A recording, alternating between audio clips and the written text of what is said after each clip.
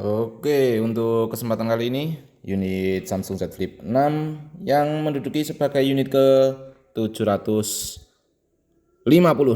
Oke teman-teman, jadi untuk kondisi unitnya sendiri setelah kita lakukan penggantian daripada flexi only, di mana untuk kondisi unitnya datang dalam kondisi layar utama mati total, namun untuk layar bagian belakang masih tampil sempurna. Setelah kita lakukan perbaikan untuk unitnya sendiri, ternyata hanya problem daripada flexi only. Dan untuk kondisinya sekarang sudah mulus, sudah kembali seperti semula dan sudah lurus dengan sempurna. Dimana untuk kondisi unitnya sendiri saat kita lipat 90 derajat, di sini unitnya masih aman dan saat kita tutup total. Dan untuk layar bagian belakang sudah tampil dan untuk buka tutupnya pun sekarang sudah normal.